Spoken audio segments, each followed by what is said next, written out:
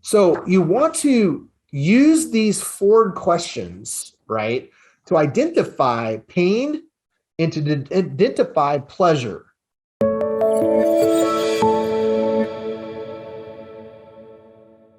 If you guys remember last week, we talked about our new training that's in your SOI course on your online learning center called the annual property analysis. And along with that, I kind of wanted to piggyback and keep going with that same type of theme of doing something new that we haven't been doing something before to get better results. And one of those things is learning how to do some basic selling techniques. Now, when I say selling techniques, I don't mean the kind of techniques that are high pressure sales, that are scripty, that are words of trickery and mastery, you know what I mean? What I mean by selling is by serving and solving other people's problems. And it's often it's solving a need or a want that a customer didn't even know that they had, okay? So how do you build value when you're talking to your customers? Now, this could be somebody that came in off of Zillow. This could be somebody in your sphere of influence that you're talking about doing a property analysis, annual analysis review. This could be somebody that you're talking to in your inventory pipeline.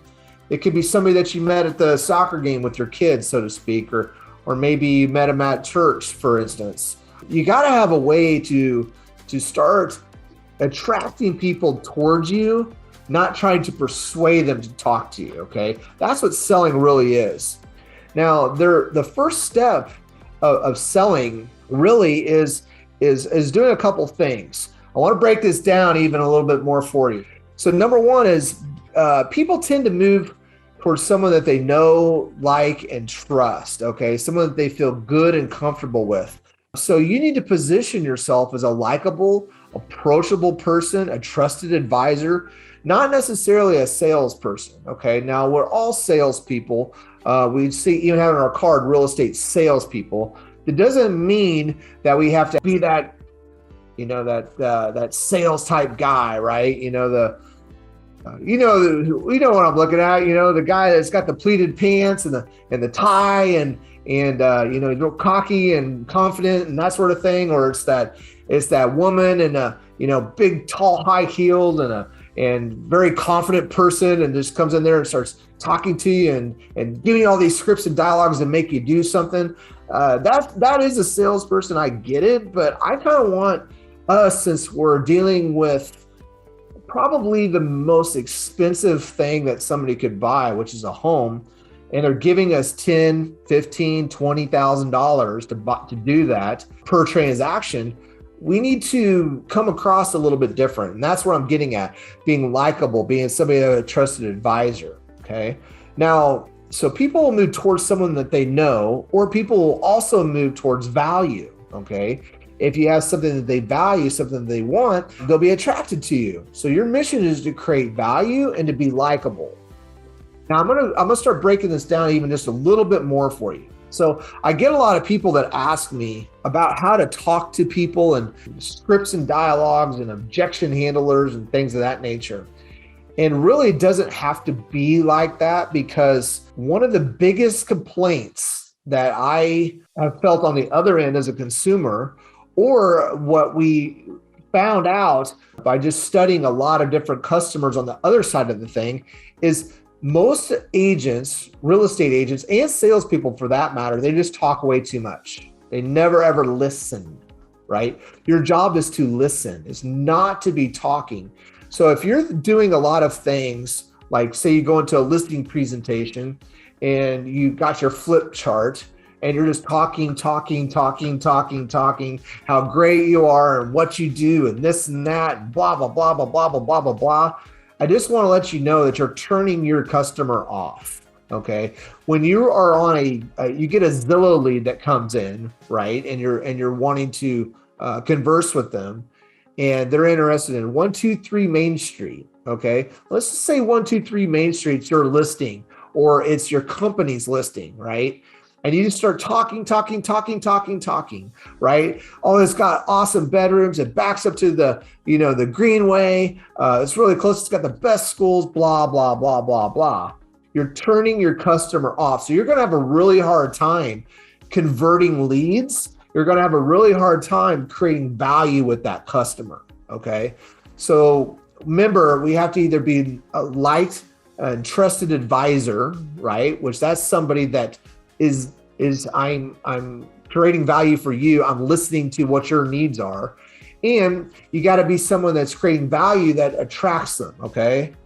So I know I'm getting kind of deep today, but I want to really drive this home because I get a lot of this stuff is people, especially with the thing that we worked on last week, which is our annual property review.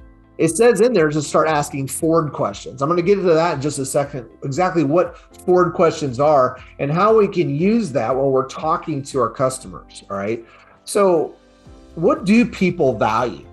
Like really, what do people value? So people value two things. Either one, anything that solves their problem, okay, eases their pain. Now, I don't mean like physical pain. I'm talking about something that might be painful for them. I'll get into that in a second.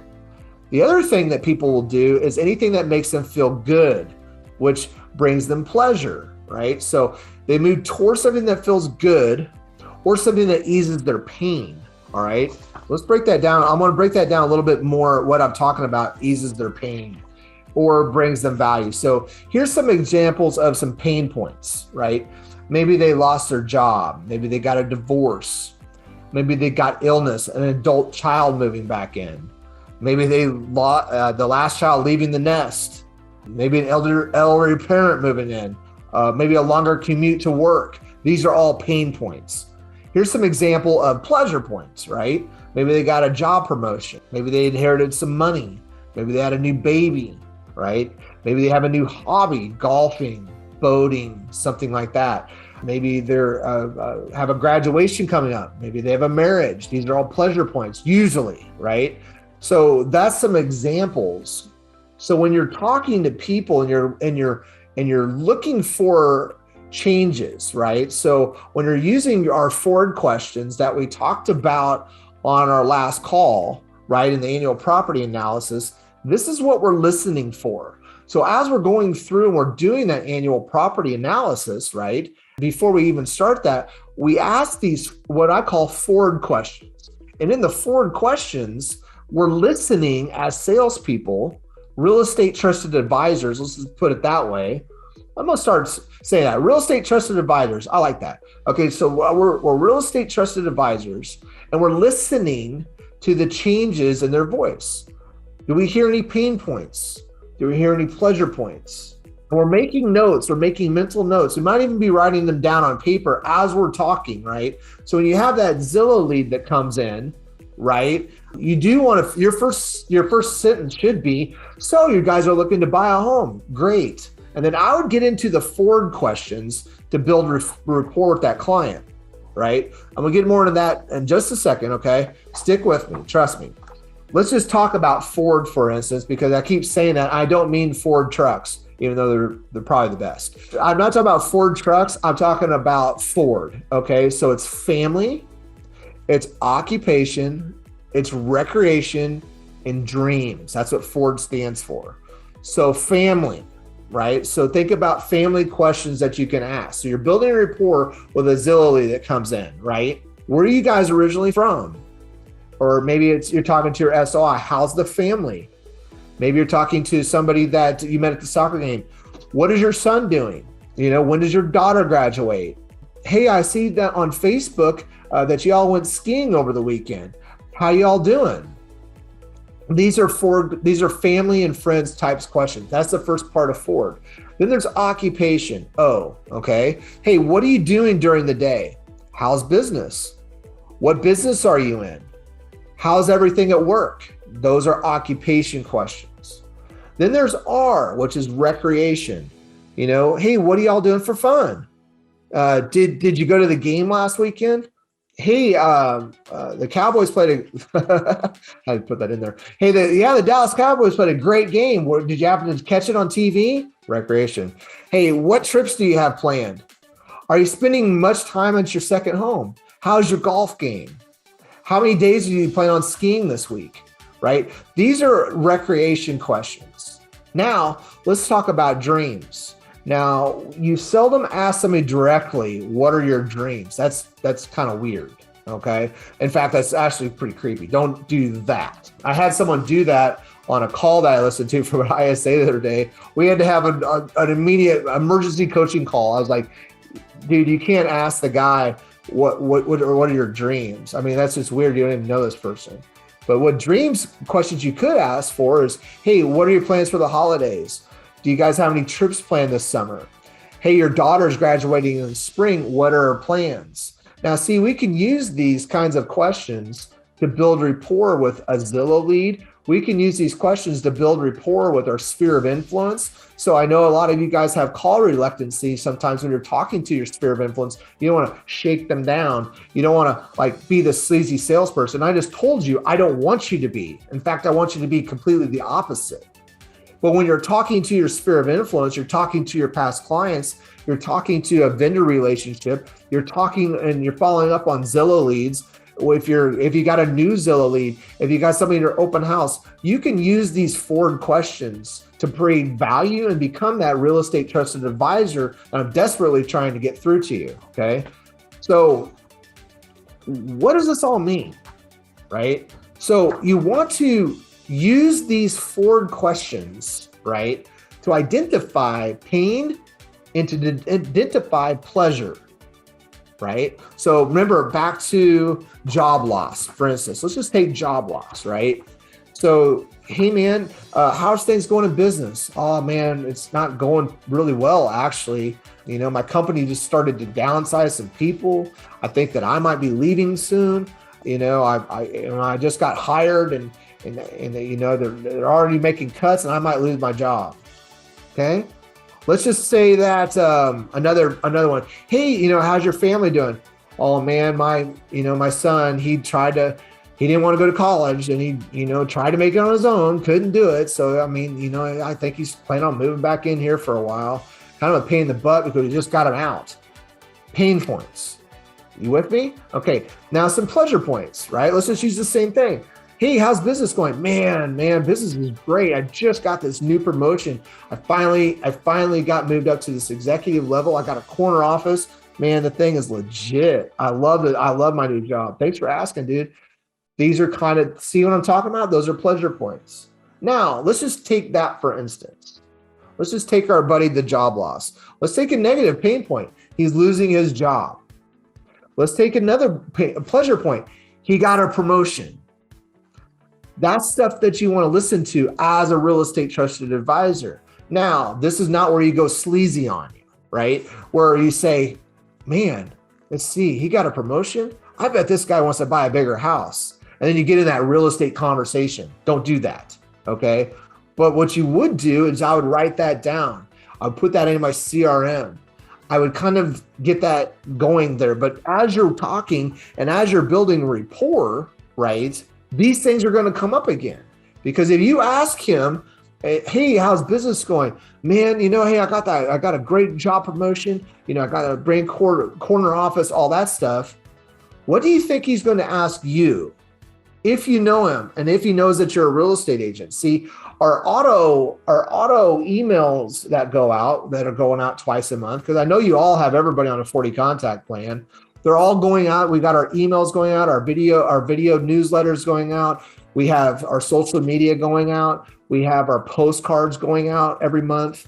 So they know you're a real estate agent, right? So if you start talking and you start build this rapport using our forward questions, right? They're going to also come back to you and ask, how's the market? How's the real estate market? What's going on with you? How's the job going? That's how people communicate. Now I'm selling. Now I'm in my wheelhouse now. He just asked me how the market was. Now I can really kind of do a lot here, right? Well, actually, you know, Bob, The market is on fire right now. Houses are rising at about 1% a month in most markets. Here in Virginia Beach, they're going at a rate about a 1.5 per month. I mean, they're really gaining a lot of traction. The market's also starting to get less competitive. There's a few more houses coming back into our inventory. And I'm glad you asked me that question. Why did you ask me that?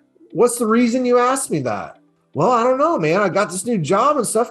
I might think about maybe moving. Okay, great. Do you plan on moving, this year, next year, or in 5 years? Well, we might think about moving in this spring. Awesome, great. This is what I can do for you. I called you last week about our annual property analysis, and you said you were busy. Why don't we do this? Why don't we schedule an appointment later on this week to grab lunch, and I'll go over it all with you. How does that sound? I'll tell you exactly what your home's worth. I'll tell you a little bit about the market, and we'll kind of get the ball rolling. And whenever you're ready to pull the trigger, you got all the information. How does that sound? Then boom, you set an appointment with them. That's selling. That's not being this sleazy person with these scripts and these dialogues and these questions and these tie downs and all that stuff. I understand all that. And I believe I say fair enough all the time. I say, wouldn't that be great? I say that all the time, Well, number one, I was programmed that way. But number two, I know what that means, but I'm not trying to do these high pressure sales tactics. And if you guys would start to adopt some of these things and start using these forward questions to build rapport, you can use them in your prospecting sessions. You can use them to negotiate offers. You can use these forward questions whenever you want to start building value and start listening and start making them feel important, not you be the most important person in the room, right? So when you sit down to that listing presentation, and you start asking them questions and letting them talk about Ford, their family, occupation, recreation, and dreams, you're building rapport with that person. You're listening for pain and pleasure points. You're listening for all this stuff. You're not just sitting there with a flip chart talking about how great you are, because I guarantee you, you're not. Yeah, I'm a coach sometimes. You're not that great, right? I don't think anybody's that great. No one's going to sit there with a flip chart and convince me to pay you $20,000 to sell my house. But if I really feel that you get me, you really know our needs, you really understand our pain and our pleasure points, and you pointed that out to us, and then you can solve our problem. You can solve our problem by positioning our house at a price that will cause it to sell quickly, right? So we can gain maximum value of that. We can take that money and we can buy that bigger and better house that we always wanted because I got this new job promotion. Now suddenly you're this big sweetheart. You're this person that they know, like, and trust, and you're the one that's going to get the referrals because that's what you really, really want.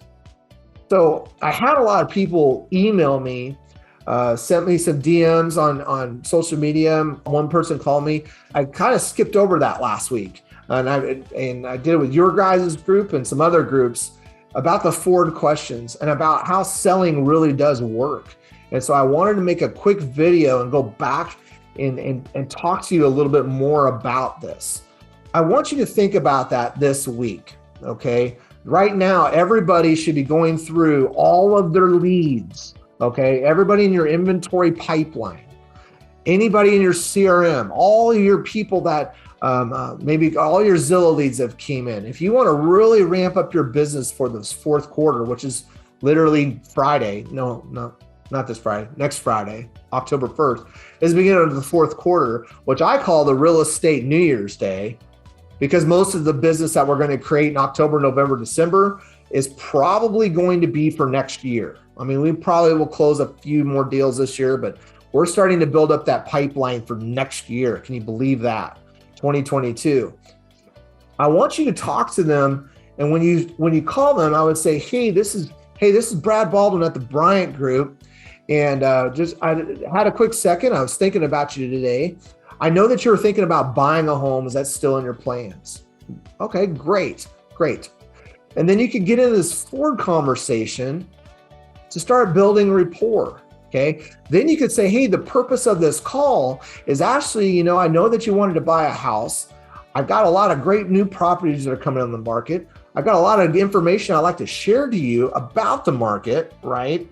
And then you guys can go back and you start talking about the graphs and the things I've been showing you about the median sales price, about the inventory levels, about new construction.